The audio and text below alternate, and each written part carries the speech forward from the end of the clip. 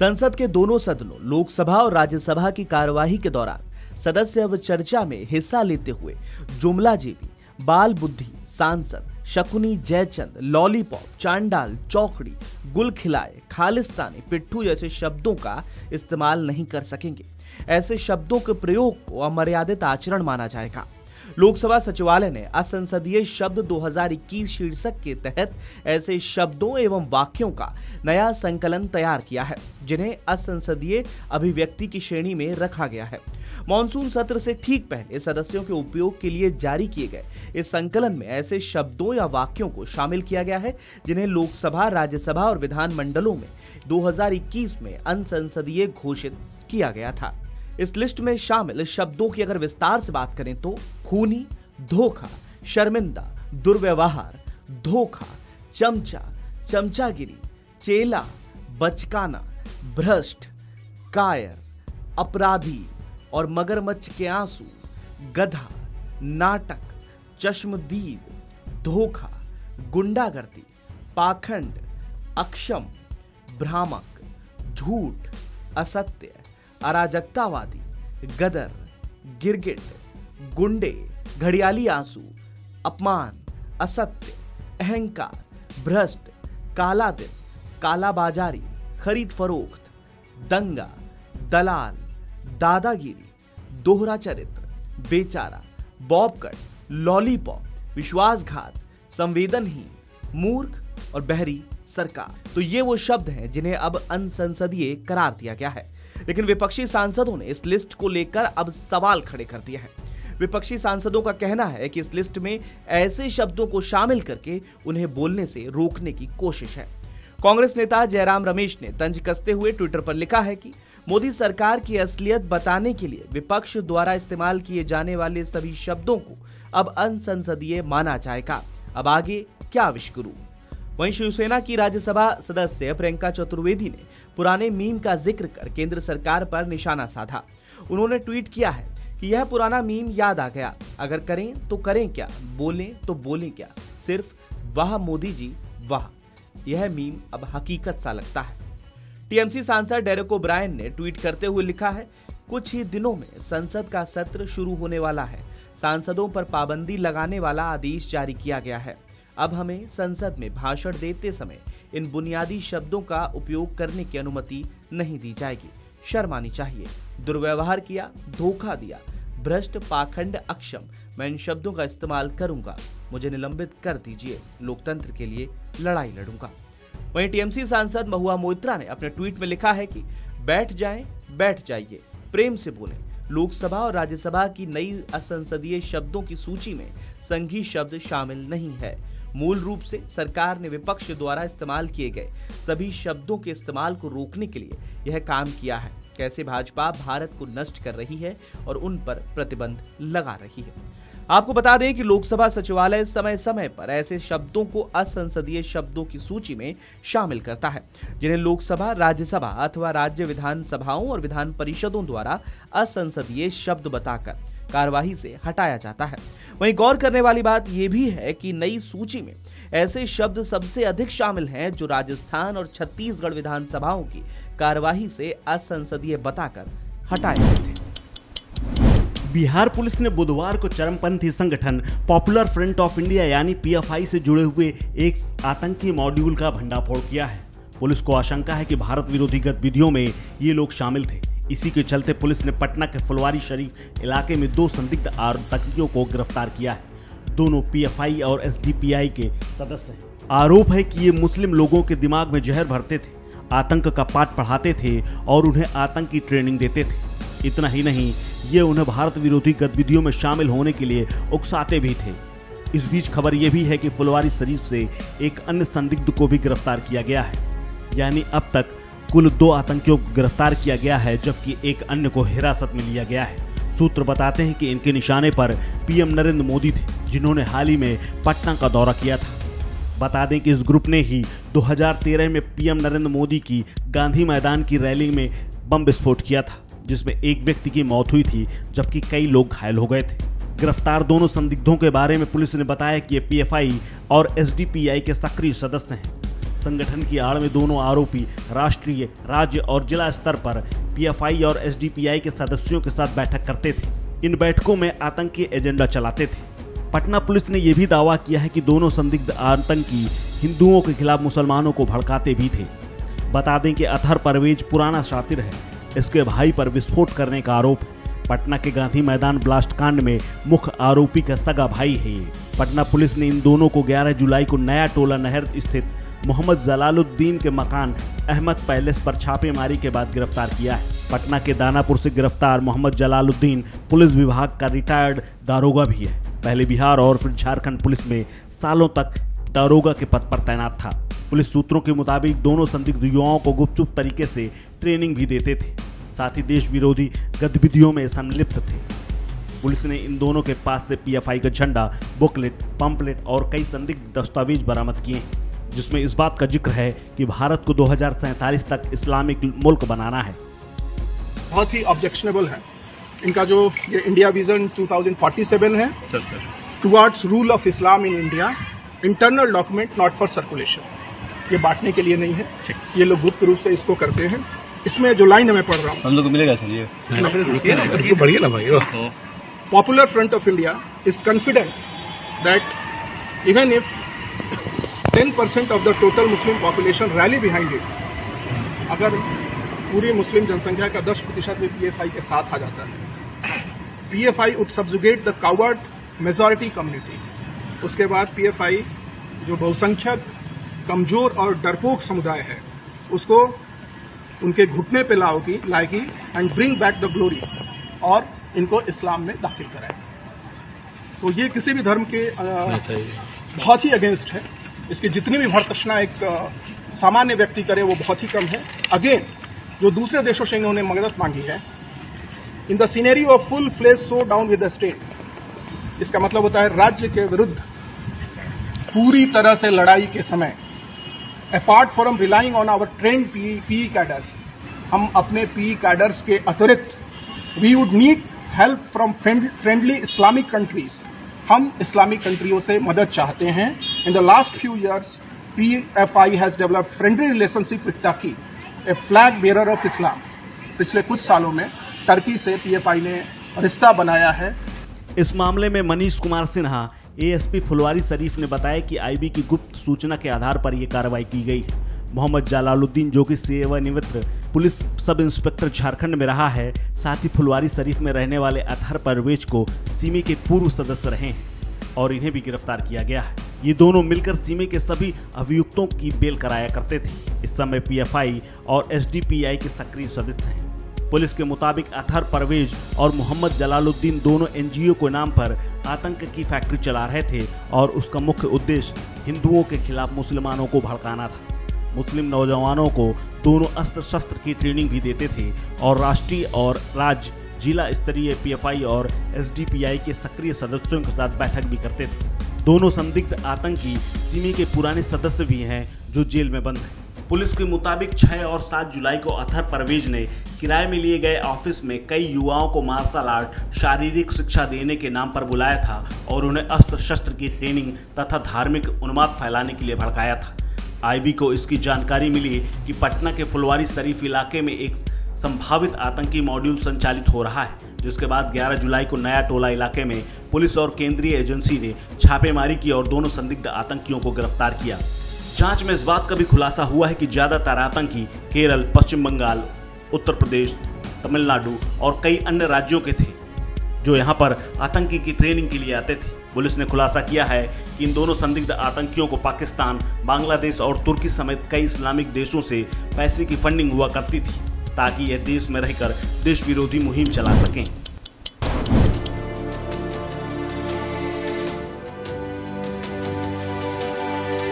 देश के कई हिस्सों में हुई भारी बारिश के बाद आई बाढ़ से बुरा हाल है। भारी बारिश के चलते शहर से लेकर हर जगह बाढ़ जैसे हालात है।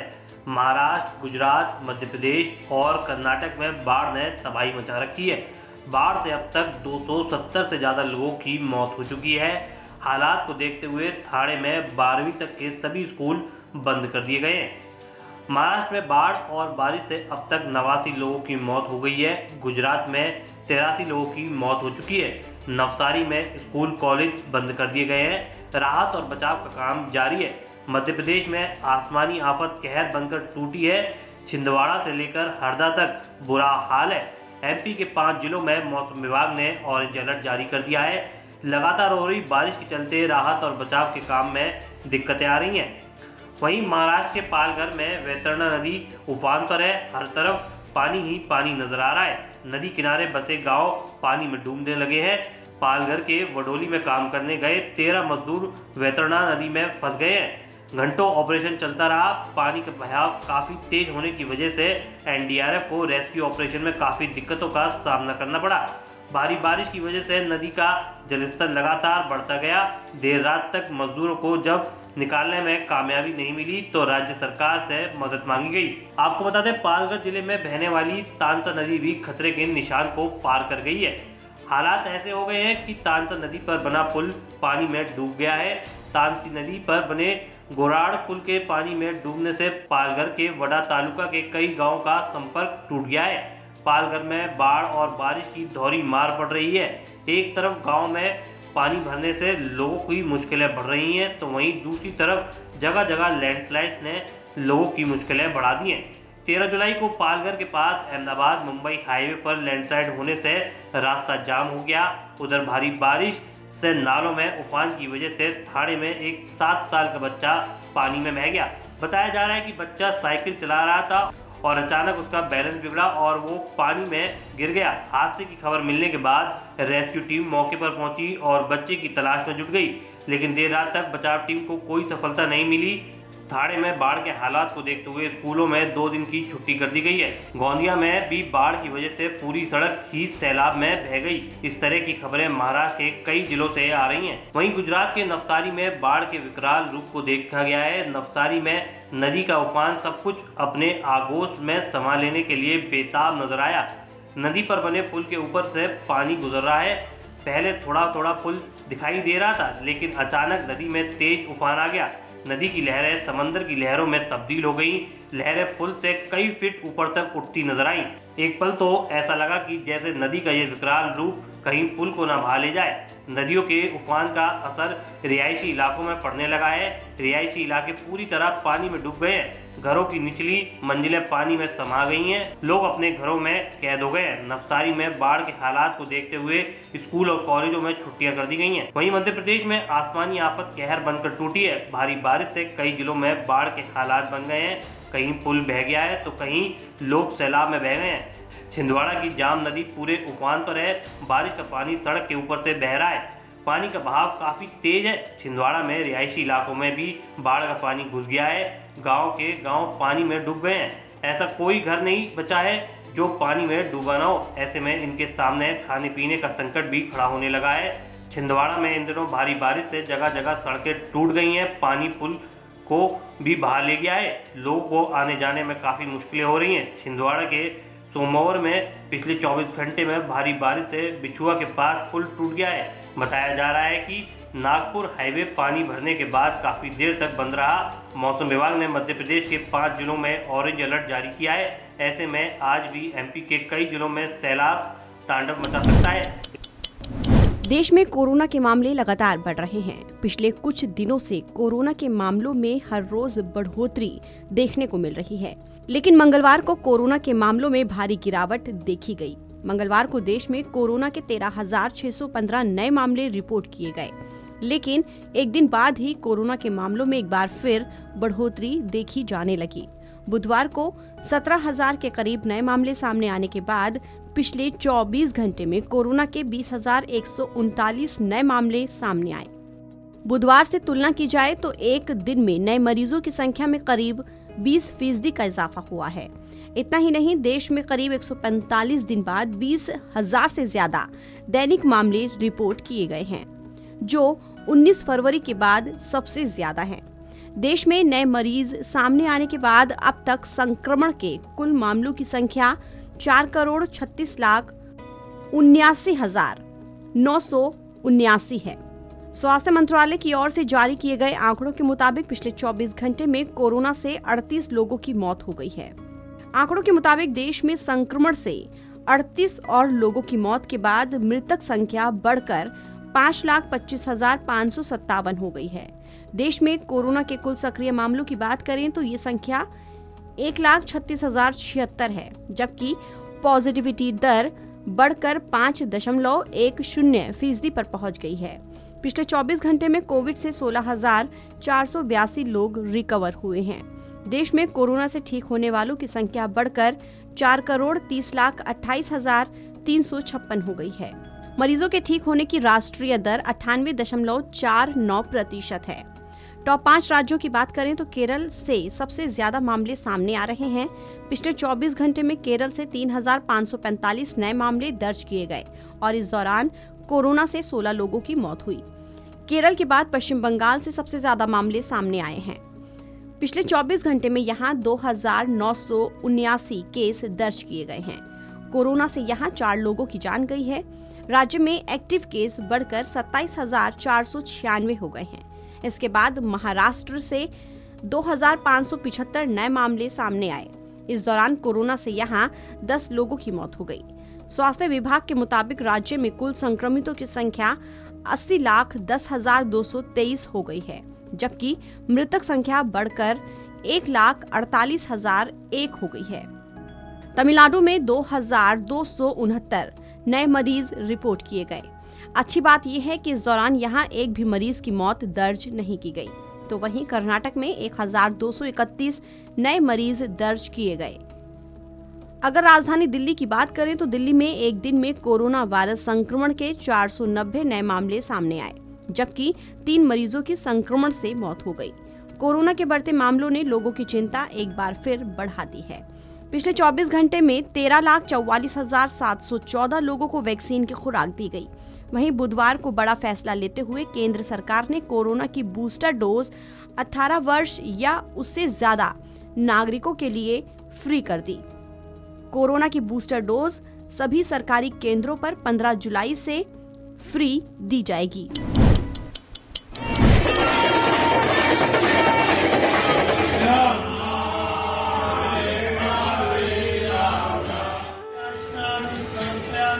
सावन का पवित्र महीना आज से शुरू हो गया है। हिंदू धर्म में सावन या श्रावण माह को भगवान भोलेनाथ की भक्ति का महीना माना गया है। भगवान शिव को समर्पित इस महीने में गंगा स्नान, भगवान शिव की आराधना की जाती है। गुरुवार को सावन माह के पहले दिन उज्जैन में स्थित बाबा महाकाल मंदिर के पट तड़के सुबह 3 बजे ही खोल दिए गए थे।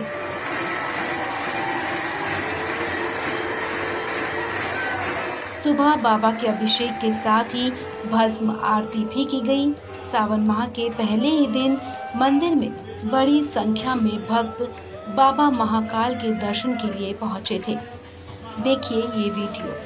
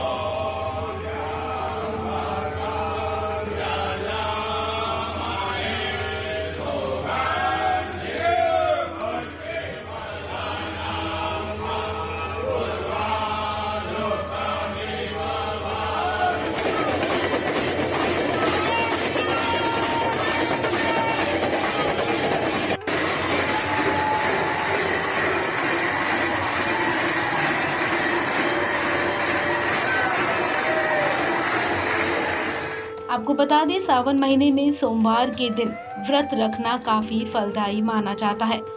इस साल सावन के महीने में 4 सोमवार पड़ रहे हैं। सोमवार को भगवान शिव का जल अभिषेक और रुद्राभिषेक करने से भगवान भोलेनाथ की कृपा बनी रहती है। वैसे तो पूरे सावन महीने को ही शुभ माना जाता है, लेकिन इस बार सावन माह की शुरुआत एक नहीं बल्कि दो शुभ योग के साथ हुई है। सावन के पहले ही दिन विष कुंभ और प्रीति योग का संयोग बन रहा है और ज्योतिष के मुताबिक ये दोनों ही योग बेहद ही शुभ माने गए हैं। इस खबर में फिलहाल इतना ही। तमाम अपडेट्स के लिए आप बने रहें वन इंडिया हिंदी के साथ।